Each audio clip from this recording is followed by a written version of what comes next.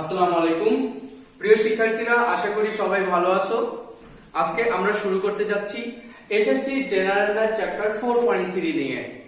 তো এই অধ্যায়টা আসলে এসএসসি তে তেমন কোনো কোশ্চেন থাকে না এমসিকিউ ছাড়া। যদি কখনো এসেই থাকে ক নম্বর হিসাবে আসে, তাই অনেকে আমরা অ্যাভয়েড করি।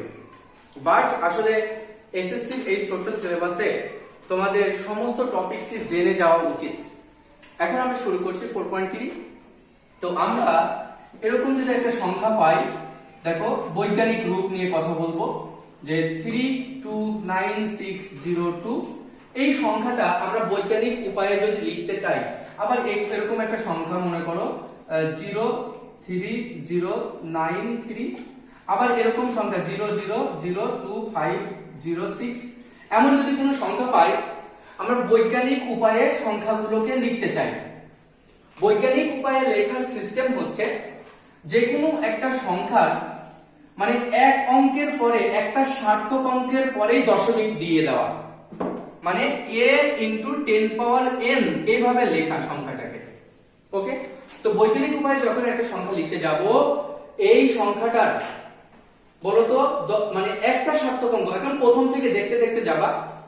আমরা জানি 0 থেকে 0 1 2 3 এইভাবে 9 পর্যন্ত মোট 10টা অঙ্ক আছে, তার মধ্যে 0 বাদে বাকি সবাই সার্থক অঙ্ক। তাই 3 প্রথমেই কিন্তু একটা সার্থক অঙ্ক পেয়ে গেছো, তাই 3 পরেই একটা অঙ্কের পরেই দশমিক দিবা। 3 দশমিক কত হবে? 29602। ওকে, মানে এটাই হলো a, এটাই হলো a × 10 পাওয়ার কত হবে, তাই না? আমরা জানি এই অঙ্কটার দশমিক কোথায় আছে বলতো? কনফিউশন হচ্ছে না? দশমিক কি আছে? এই সংখ্যাটায় দশমিক আছে? অবশ্যই আছে। কোথায়? একদম লাস্টে। আমরা জানি এই 12, এই যে 1.2 এখানে যেমন দশমিক, এই যে 12 এরও দশমিক আছে, বাট এই যে লাস্টে 12.00 আমরা এভাবে লিখি না? টাকার অঙ্কগুলো যখন করেছিলে যোগ বিয়োগ, দশমিকের যোগ বিয়োগ, তখন এভাবে 0 দিয়ে বানাই নিয়েছিলে না? দশমিক আছে একদম লাস্টে। তাহলে এই অঙ্কটার দশমিক আছে কোথায়? এই লাস্টে। তাই দশমিকটাকে উড়ায়ে আনলে, কোথায় আনলে? এই জায়গায় লেখার সময় কোথায় আনলে? 3 এর পর দিলে। এই যে 3 এর পর দিয়েছো, তাহলে দশমিক ছিল এখানে, তুমি এনেছো এখানে। দশমিক ছিল এখানে, তুমি এনেছো এখানে। তাহলে কয়টা অঙ্কের মাথার উপর দিয়ে উড়ায়ে এনেছো তুমি কাউন্ট করো। 1টা 2টা 3টা 4টা 5টা, 5টার উপর দিয়ে উড়িয়ে এসে বসেছে, তাই 10⁻5। ওকে, 10⁻5 হবে। এবং এই 10 এই জায়গায় প্লাস হবে নাকি মাইনাস হবে এই জায়গাটায়, এটা নির্ভর করে এই সংখ্যাটার উপরে। এই সংখ্যাটা কি 1 থেকে বড় নাকি 1 থেকে ছোট? বোঝাই যাচ্ছে এটা 1 থেকে বড়, তাই প্লাস হবে। আর এই অঙ্কটায় 1 থেকে ছোট অঙ্ক সংখ্যা, এই সংখ্যাটা 1 থেকে ছোট, তাই এখানে কি হবে বলতো? 1 থেকে ছোট অঙ্কগুলো সংখ্যাগুলোতে মাইনাস হবে। তাহলে এরই আলোকে যদি এইটা করো যে 120 290, এটাকে আমরা বৈজ্ঞানিক উপায়ে যদি লিখতে চাই, তাহলে কিভাবে লিখবো? একের পর একটা সার্থক অঙ্কের পরই দশমিক, তাহলে 1.2 ইনটু এই যে 1.2, তারপর 029, লাস্টে 0 না লিখলেও হয়, ইনটু 10 পাওয়ার কত লিখবা না? বলো দশমিকটা ছিল কোথায়? একটা পুরো অঙ্কে দশমিক নেই, মানে একদম লাস্টে দশমিক আছে, সেটা এখানে এনে দিয়েছো 1 2 3 4 5, তাহলে 10⁻5। যেহেতু অঙ্কটা 1 থেকে বড়, তাই 10⁻5। তাহলে আমরা যদি কেউ এভাবে 1200 কে লিখি, কি লিখবো বলতো? 1.2 × 10 পাওয়ার, এখানে দশমিক আছে, সেটাকে তুমি এখানে আনছো, তাই 3, 10⁻3। আমাদের অনেকে এই জিনিসগুলো যদি 1200টাকে কেউ এই 12 × 10⁻2 লেখে, আসলে এটা সঠিক বৈজ্ঞানিক নিয়মে হয়নি। বৈজ্ঞানিক নিয়ম বলে এই যে তুমি একটা সংখ্যা বানাবা, এই জিনিসটা বানাবা, এটার নামই তো a × 10⁻n, এটার নামই তো a। এই a জিনিসটা হবে 1 সমান হবে, কিন্তু 1 ছোট হবে না। আবার 1 থেকে বড় হতে পারবে, হতে 10 থেকে আবার 10 সমান হতে পারবে না। কারণ এই জায়গায় যদি 10 হয়ে যেত, তাও তো 2 অঙ্ক হয়ে যেত, অ্যাকচুয়ালি একটা অঙ্ক থাকবে। তাই এ এর মানটা এই জায়গায় এ এর মানটা মানে এই জিনিসটা জিনিসটা হবে একের থেকে কি বলতো একের থেকে বড় অথবা একের সমান, কিন্তু 10-এর থেকে ছোট, 10-এর সমান না। এখন কারণ 10 × 10⁻³ যদি দাও, আচ্ছা বলতো এই অঙ্কটা, আচ্ছা একটা সার্থক অঙ্কের পর দশমিক আছে না, এখানে দশমিক আছে, তাহলে দুইটা সার্থক অঙ্কের পর দশমিক আছে, তাই 10ও হওয়া যাবে না। 9 হইলেও সমস্যা নেই, 9.9 হইলেও সমস্যা নেই, মানে একটা অঙ্কের পরই দশমিক দিতে হবে। তাই এখানকার যে এ জিনিসটা হবে এ ইজ গ্রেটার দেন 1, মানে এ একের বড় অথবা একের সমান হবে। ওকে, এটা মাথায় থাকে যেন। তাহলে এ জিনিসটা একের বড় এবং একের সমান হবে। এবং এইটা যদি আমরা বৈজ্ঞানিক নিয়মে ভাঙি এই সংখ্যাটা, তাহলে বলো দশমিকটা কোথায়? এখানে। তাহলে সংখ্যাটা শুরু করো, এই যে এটা সার্থক অঙ্ক 9, এই দেখো এটা সার্থক অঙ্ক, মানে এখান থেকে যাওয়া শুরু করেছি প্রথম থেকে। তাহলে প্রথম সার্থক অঙ্ক হচ্ছে 3, 3 পরেই দশমিক দিয়ে দিব, দিয়ে বাকিটা লিখে দিব। তাহলে কত? 3.093 এটা হবে ইনটু 10 পাওয়ার কত হবে না, 10 পাওয়ার মাইনাস হবে। কেন মাইনাস হবে? কারণ এই সংখ্যাটা একের থেকে ছোট, তাই মাইনাস। ওকে, এবার বলো দশমিক ছিল এখানে, তুমি নিয়ে গেছো কোথায়? এই 3-এর পর, মানে একটা অঙ্ক দুইটা অঙ্কের মাথা দিয়ে নিয়ে গেছো, তাই 2। ওকে, আবার চলো এটা দেখি। এটা দেখো প্রথম সার্থক অঙ্ক 1, 2, এই যে এইটা হচ্ছে সার্থক অঙ্ক, তাই এটা 2.506 লিখে ফেললাম ইনটু 10 পাওয়ার কি লিখবো? একের থেকে ছোট পুরো অঙ্কটা, তাই মাইনাস হলো মাইনাস। এখন কত বসাবো? কয়টা অঙ্ক উড়াই নিয়ে গেছো? দেখো এখানে নিয়ে গেছো, দশমিক ছিল এখানে, তাই 1টা 2টা 3টা 4টা, তাহলে এখানে হবে 10 পাওয়ার -4। আশা করি সবাই বুঝেছো।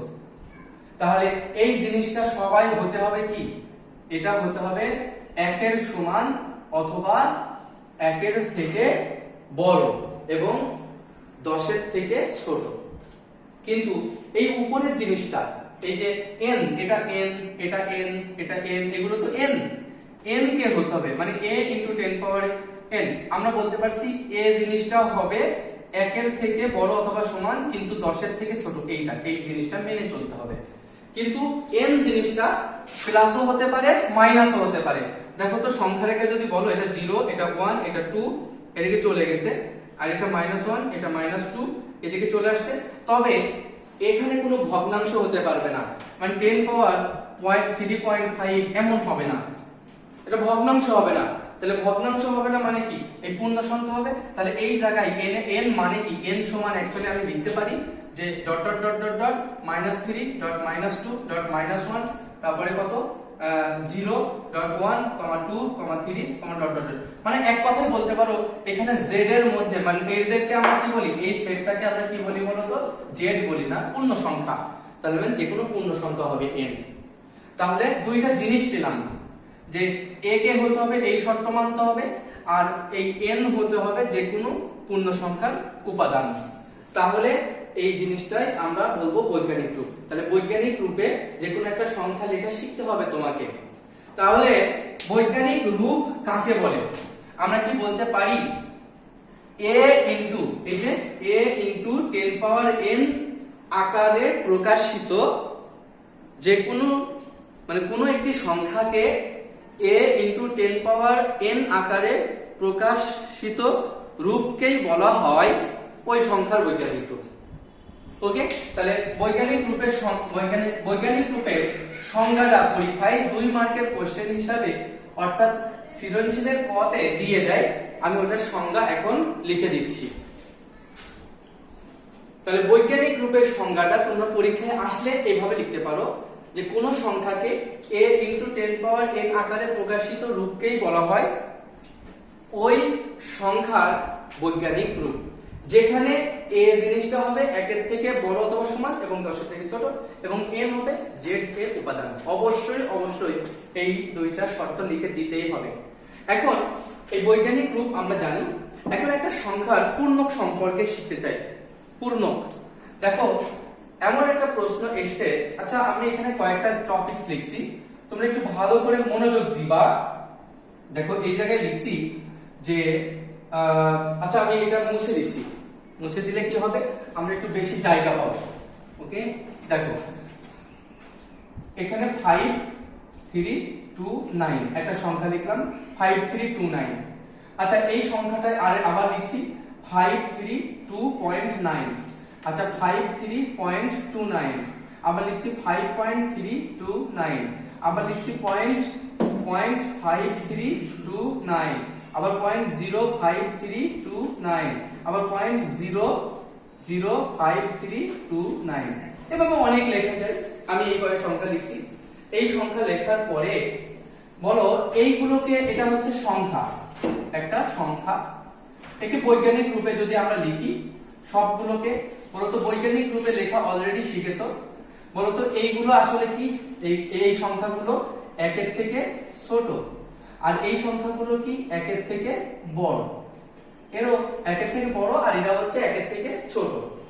এখন বৈজ্ঞানিক রূপে এই 10 পাওয়ারে এটা হবে পজিটিভ, এদের হবে নেগেটিভ। যাই হোক এটা লেখা যাবে 5.329। একটা সার্থক অঙ্কের পরেই দশমিক দিয়ে দিলাম, বাট দশমিক ছিল এখানে, আমরা 3টা অঙ্ক আনছি, তাই 10 পাওয়ার 3। এটা হচ্ছে কি বৈজ্ঞানিক রূপ, আমরা এইভাবে লিখছি, এটা হচ্ছে বৈজ্ঞানিক রূপ সংখ্যার। আবার দেখো এটা কি লেখা যাবে, এই 5.329 ইনটু 10 পাওয়ার কি হবে, এবার এই পয়েন্টটা দুইটা অঙ্কে এসে গেছে তাই 2, আর এখানে লিখবা 5.329 ইনটু 10 পাওয়ার কি লিখবা বলো তো, দেখো 10 পাওয়ার এটা লেখা যাবে দশমিক একটা অঙ্ক এসেছে, এখানে দেখো দশমিক এটা কয়টা অঙ্ক এসেছে বলো তো, একটা ঘর এসেছে তাই 1, আর এটা হবে 5 পয়েন্ট, একটা পরেই তো সার্থক অঙ্কের পরেই দশমিক আছে, তাই 5.329 ইনটু 10 পাওয়ার। এইগুলোকে কিভাবে দেখাবা, তোমাকে এইগুলোকে এইভাবেই দেখাতে হবে। দেখো এইটাকে, এই সংখ্যাটা কিভাবে দেখাবা, এই সংখ্যাটাকে এইভাবে দেখাবা যে ইনটু 10 পাওয়ার 0, 10 পাওয়ার 0। আর আমরা জানি a পাওয়ার 0 মানে কি, আসলে 1 মানে ওইটাই আছে, কিন্তু এটা বৈজ্ঞানিক নিয়মে দেখানোর নিয়ম। ওকে, এবং 5 পয়েন্ট এটাকে আমরা একটা দশমিকের পর দেব 5.329 ইনটু 10 পাওয়ার মাইনাস কত 3, কারণ এটা একের থেকে ছোট এবং একটা দশমিক ওইদিকে নিয়ে গেছো না। আবার এটা বলতে পারো 5.329 ইনটু 10 পাওয়ার মাইনাস 2, এটা কি দিলাম মাইনাস 3 কেন হলো, দশমিক একটা পরে গেছে মাইনাস 1 না মাইনাস 2, এটা 5.329 ইনটু 10 পাওয়ার, দেখো দশমিক এখানে চলে গেছে তাই মাইনাস 3। তো আশা করি এগুলো সব বুঝেছি আমরা। তাহলে একটা সংখ্যার বৈজ্ঞানিক রূপ এটা, এবং বৈজ্ঞানিক রূপের এই সূচক, দেখো এই সূচক বলতো, সূচক মানে কার, n, এই n এর কথা বলছি, n, a into 10 power n, এরা সবাই a ইনটু 10 পাওয়ার n। তো এর n এর মানটা কত 3, আর এর n এর মান কত 2, এই n এর মান 1, এই n এর মান 0, এই n এর মান কত -1, এই n এর মান হচ্ছে -2, এই n এর মান হচ্ছে -3। এখন একটা সংখ্যা যখন এভাবে এসেছে, এই সংখ্যাটার পরীক্ষায় এসেছে পূর্ণক কত, পূর্ণক, একটা সংখ্যার পূর্ণক কত। তো এবার আমাদের হেডলাইন হবে পূর্ণক। দেখো এই সংখ্যাটার পূর্ণক কোন একটি সংখ্যাকে বৈজ্ঞানিক নিয়মে প্রকাশ করলে যে সূচকটা পাওয়া যায়, অর্থাৎ n এর মান যেটা পাওয়া যায় ওটাই হচ্ছে পূর্ণক। আমি এই জন্য এতক্ষণ করাচ্ছি। তাহলে এই পূর্ণক কত বলতো, পূর্ণক হচ্ছে 3, +3 লিখলেও সমস্যা নেই। এর পূর্ণক কত, এটা হচ্ছে পূর্ণক শিখছি, পূর্ণক 3, আর এর পূর্ণক 2, এর পূর্ণক 1, এর পূর্ণক 0, এর পূর্ণক 1 -1, আর -1টাকে এভাবে লেখা যায় -1 বা 1 বার।